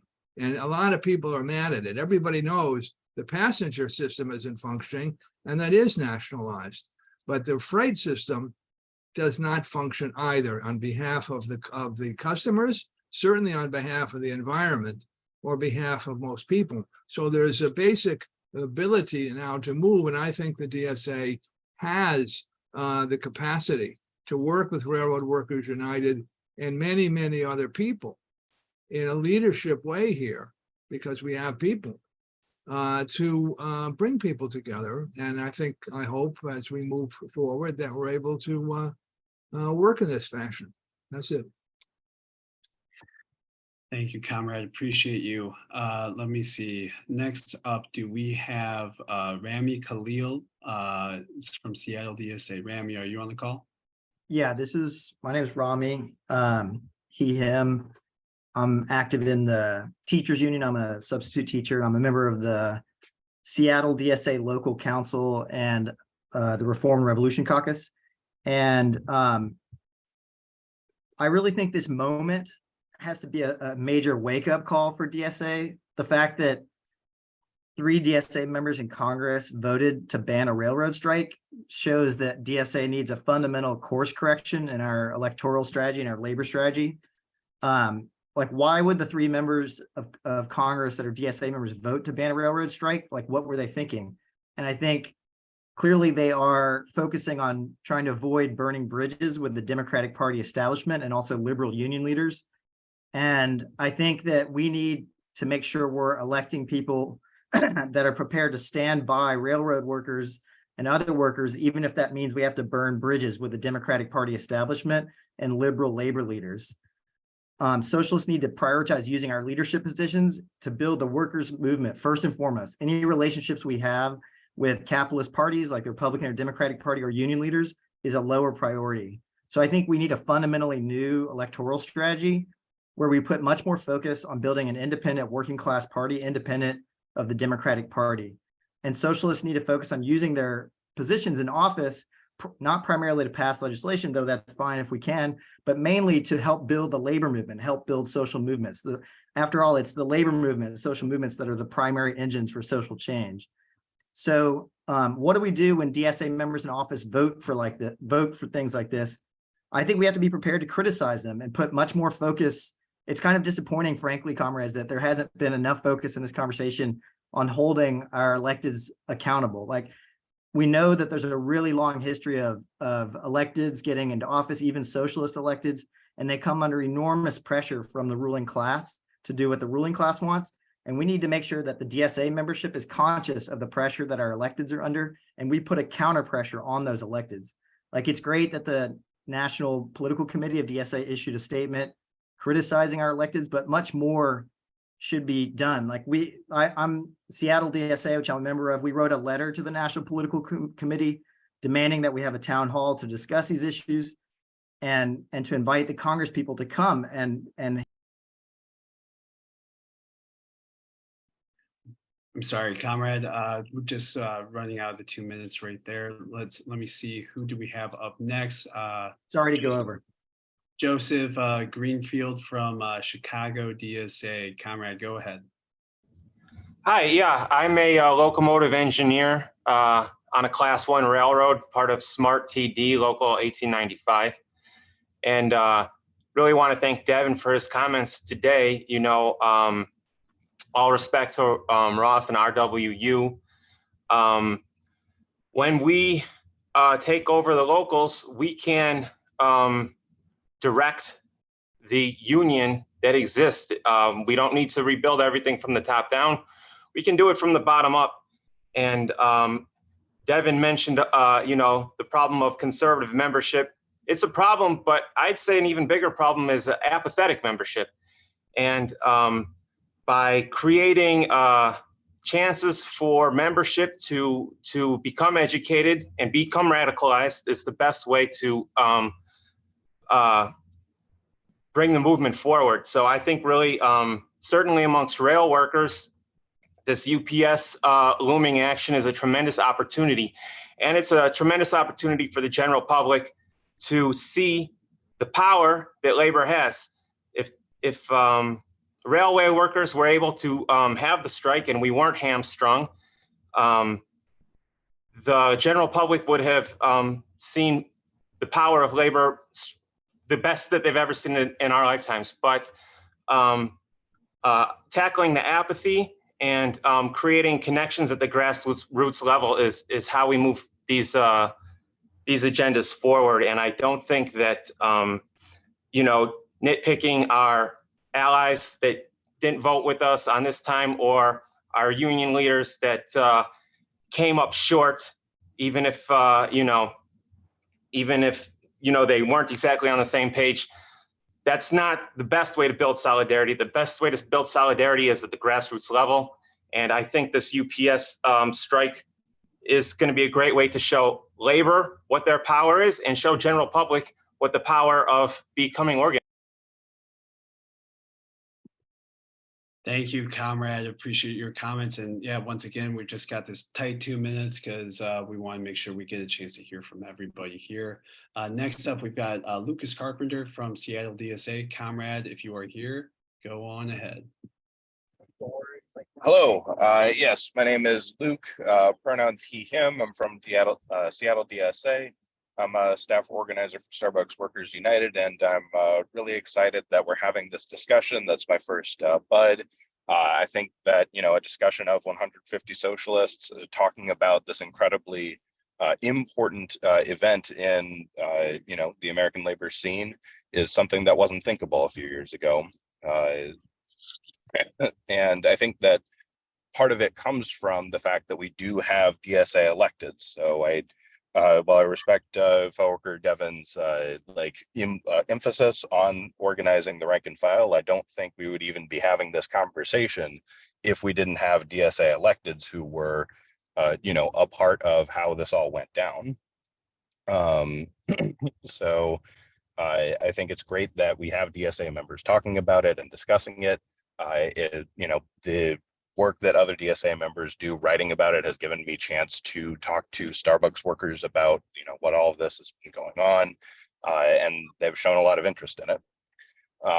For Thorn's first criticism of those of us who do support disciplining our electeds is that I think right now expulsion of AOC or Cori Bush or anybody else would be like totally premature.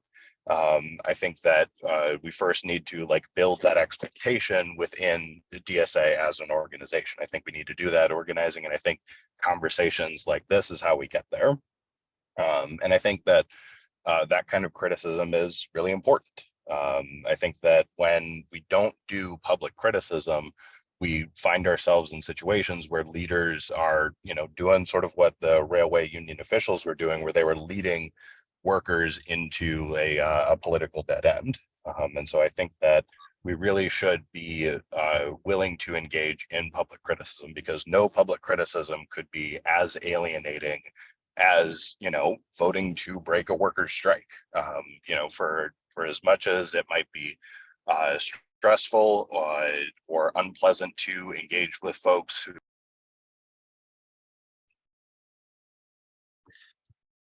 Thank you, comrade, for your comments. Appreciate you a lot. Next up, we are going to hear from Jesse Dreyer over in Portland, DSA, fellow Teamster. Go ahead, comrade. Hi, everybody. My name is Jesse Dreyer. I'm a co-chair of Portland DSA, a DHL Teamster, and a member of the Reform and Revolution Caucus. Comrades, there is another perspective on the railroad betrayal that has been missing from this conversation so far. I think it's fair to say one of the more preeminent strategies of the employing class to respond to the recent upsurge in labor activity is to more forcefully deploy the federal government against the working class in contract negotiations and organizing campaigns. The rail vote is the canary in the coal mine in that sense, with the threat of financial penalties coming to workers' right to strike in the Glacier Northwest case at the Supreme Court. The collapse of the coal mine is imminent. How can we be the best builders of the labor movement when our nominal representatives in the federal legislature uphold the boss's interests in situations like the rail TA? Comrades, are we saying we need to follow the workers and center the workers' voices? But a majority of the unions voted against the TA. Our socialists in Congress did not follow the workers when they voted to impose a TA. In the IBT, we didn't excuse Hoffa implementing the 2018 UPS contract against members' wishes. The pressures of being in a capitalist party have overtaken our members, and not just on this issue of labor. It is not enough to say we will do better as we maintain this electoral strategy.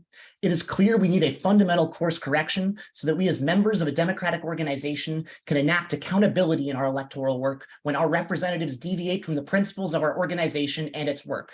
I encourage listeners on this call to bring forward proposals to our national convention this August demanding changes if you believe that our course must be corrected. I think these proposals should include a censure for our members who voted for the TA. DSA is adrift, but together we can right its course. Thank you so much. Thank you, comrade. We've got two more speakers lined up. Next up is Rob Bartlett from Chicago DSA. Comrade, good to see you. Go ahead. Okay. When I heard out on the railroad in 1974, to get a little context here, there were 33 Class 1 railroads. Today there are 7. There were over 500,000 people working in the industry with unionized jobs. Today, there are about 110,000. The crew size, when I was a brakeman, there were 4, and now in many cases in a yard, there are only 1, and they want to reduce it to 1 on the railroad. Traffic has increased. Railroad amount of track has decreased from about 200,000 miles to 100,000, while traffic has increased threefold. And precision schedule railroad, which somebody mentioned, which is a way to basically work people to death, has really made the job difficult. The real challenge and the real reason why I think this struggle came to a head, despite the fact that there are 13 craft unions, not very democratic, is that the conditions of work are awful. And it's very difficult. And this is really the challenge that I think we have to face if we want to be able to have a hearing from rail workers. People have not much of a life. There are very few jobs that have a lot of regular jobs. The workforce, I think, as Devin mentioned, is primarily rural because the railroads span the country. And if we want to be able to talk to these people, and who are conservative in many cases, we have to lead with the issues of work, because these are the place where we're going to be able to find a commonality with them, and we can talk about why questions of deregulation, which has created this huge change in the industry and allowed the financialization of rail to basically reduce crew size and reduce safety standards and so on. I had to give a big shout out to RWU and the BMWE rank and file. They've really built something under hard conditions, and I think we need to find some ways to continue to support them. I'd like to be able to see some more urban workers. Thank you. Thank you, comrade. And the last speaker we've got lined up, well, let me see. Well, we got two more actually. Next up, we have Harry Richardson from Madison DSA. Comrade, go ahead. Yes, thank you very much. Thanks for the call discussion here. I would like to agree very much with Frank. I'm here in solidarity with our brothers and sisters with the Railroad Workers United and the other rank and file groups. And I think that's the main priority we have to look at, is how we can be in solidarity with the workers. I'm a member of AFSCME Local 171, the blue collar technical workers here on the UW-Madison campus. And we passed a strongly worded resolution about our in support of the railroad workers' right to strike. And we tried to forward that to our local labor federation, but it didn't get very far because they're concerned with looking bad somehow to the national level. But I think we'll have some people out to protest President Biden when he comes to town Wednesday, and we hope to hold him accountable and the other Democrats accountable. And we're here to stand in solidarity with continuing to work with Ron Kemenko and the other Railroad Workers United and other rank and file reform groups. And we'll be there for the Teamsters and other workers that strike. And so solidarity with all the workers. And we hope that we can make DSA better and more reflective of what the workers need and support strikes and not vote wrong like our unfortunately AOC and others have done. Thank you. Thank you, comrade. And last person we'll hear from tonight is Ron Kemenko of the RWU. Comrade, go ahead. Thank you, Sean. Ron Kemenko, organizer for Railroad Workers United. I'm a locomotive engineer, currently working for Amtrak, hired out in '96. I worked for Norfolk Southern and Conrail before coming over to Amtrak. Thanks for having me. There's so much to say. First, I want to just thanks for the words of wisdom from my fellow workers, Alex, Ross, and Devin, who have spoke throughout this thing. On the question of what DSA can do going forward to help railroad workers, specifically, of course, Railroad Workers United that I've been a part of for the last 15 years. The first thing that's come up a little bit during this is the campaign for public ownership. And hopefully some of you all saw the stuff that Ross posted in the chat. I also added the United Electrical Workers Union on February 1st, came out with a brilliant statement in support of public ownership. It would be great for DSA Labor and DSA, if you would, to redeem yourselves after all of this congressional nonsense and come out in support of public ownership of the railroads. I think that's something that would be magnificent. I will say this, DSA has been probably what I see as our best ally throughout the course of the struggle. We work closely with Shabu Batari and a number of other comrades to put forward a symposium on November 1st. We have naysayers in our organization, of course, who want to get involved with anybody, let alone a gang of socialists. But things went really well, and I think the organization gained a lot of prestige from that event a few months ago. So anyway, the public ownership thing is something that DSA could really get its teeth into, I think, and support us immensely. A second thing, we have to have a ironclad single bargaining coalition so we don't go through the fiasco in 2 or 3 years from now that we just went through. That's something that RW and hopefully all the other internal caucuses will be working towards in the future, and DSA can play a role in propagandizing and assisting that to come to fruition. The final thing that RW is going to probably focus on, and I'm sure you've heard some of this from Ross Gruters, is to assist different caucuses to get organized in the different unions. Right now, there's a caucus formed in the Machinists Union. They're about to be nominated, a full slate. Theoretically, in District 19 of the IAM, they will basically throw out all the existing leadership and assume.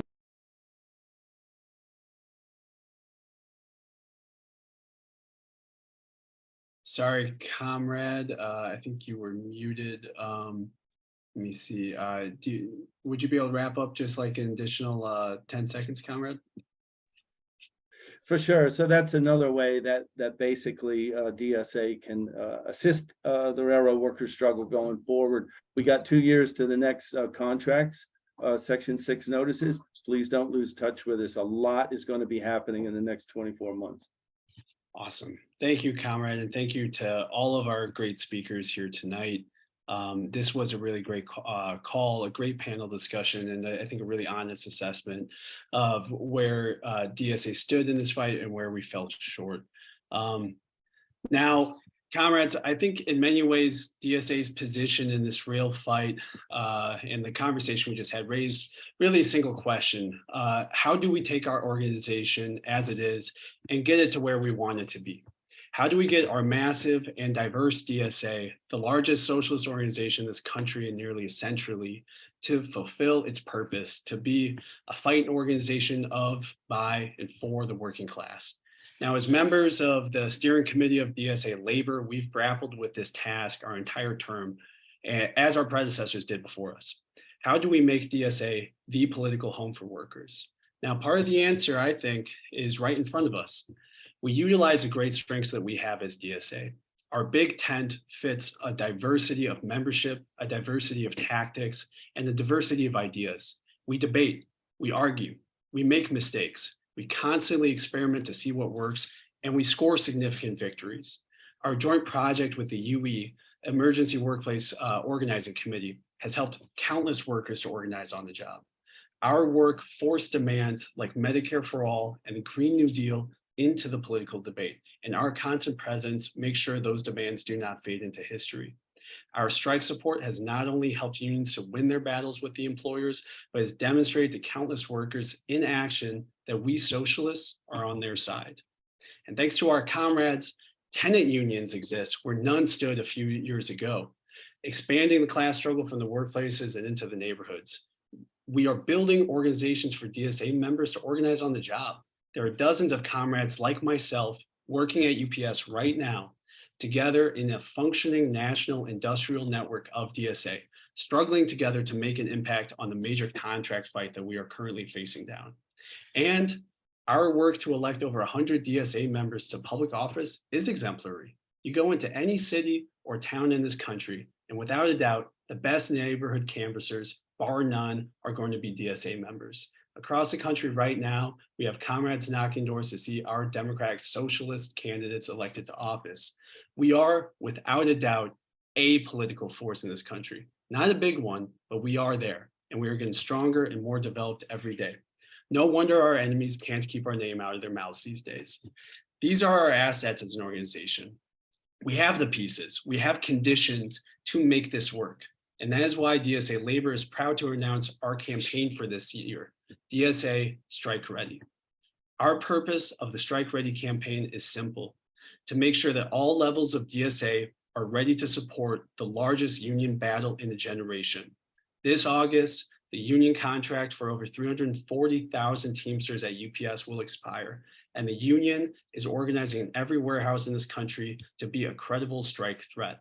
We are demanding an end to part-time poverty, an end to two-tier jobs, and air conditioning in all vehicles, among many other things. We are ready to strike to win these demands. And if we do, this collective action will represent the largest strike in this country in the 21st century. And we're not alone. And the United Auto Workers, the sudden victory of a team of rank and file militants to international office means that their contract with the big three auto makers, which expires this September, could lead to strike action and could lead to an end to decades of concessions. In Amazon warehouses across this country, you've got workers who are talking about forming a union. And our comrades in the Starbucks stores have not stopped. And they're digging deep and they're digging in to keep their historic fight for a union contract. Now, the struggle of workers anywhere is the struggle for socialism everywhere. Our class is on the march, it's on the move, so it's time that we as DSA get our good marching boots on. Now, we have a multiple step way to get DSA strike ready, starting off with our chapters. If we can move to the DSA chapters slide. Starting off with our DSA chapters, we are asking all chapters to pass a strike ready resolution that we have prepared, and we're going to drop here in the chat right now. This resolution includes a timeline of how, as a chapter, step by step, we can make sure that we are ready to stand with UPS workers if they need friends on the picket line on August 1st. The nice thing about UPS is we're everywhere. No matter if you are in a big chapter or a small one, there is a UPS facility and a Teamster local within 20 miles of you. All of us can connect to this fight. And this campaign will involve all of the best assets that our chapters have, as our comrades will canvass their chapters and the broader community, asking for comrades and community members to sign a strike-ready pledge in support of the UPS Teamsters. This will give our chapters the tool they need to build long-lasting relationships with workers and union leaders, to recommit comrades to our organization, and will grow our ranks as working people see that DSA belongs to them. We will also be rolling out a program to connect any chapter, big or small, to any upcoming labor struggle in their area. Be on the lookout for that as we develop that plan further. And now, above and throughout all of this, we need to make sure DSA is an organization for working people. The rank and file strategy is key to making that happen. Comrades looking for work should get union jobs in their area and begin the slow, steady, and vital task of revitalizing our labor movement and showing our co-workers that democratic socialism is for them. Chapters should develop jobs pipelines so that comrades can work together in strategically important workplaces like UPS, like the rails, like any of the other sectors that we discussed today, and build the fight for generations to come. Now, for DSA labor, our plan to get strike ready is to launch the DSA Labor Corps. This secondary layer of national DSA labor activists will provide the connection between our national work and the chapters. We hope to have Labor Corps members in every chapter in this country, and we will be having monthly Labor Corps calls to onboard comrades and skill them up. Last fall, we launched the DSA Labor Solidarity Fund to make sure chapters have the financial support needed to support local workers in struggle. We've distributed thousands of dollars so far to support striking workers and our chapter's vital solidarity work. And if we're going to make the Strike Ready campaign successful, we will need to raise thousands of dollars more. We're calling on chapters around the country to hold fundraisers for the Solidarity Fund to get our organization strike ready. And in the meantime, become a monthly donor to the Solidarity Fund. You can find it in the link we'll provide and in the follow-up email to everybody who's participated. We will also be developing a Solidarity Captains program.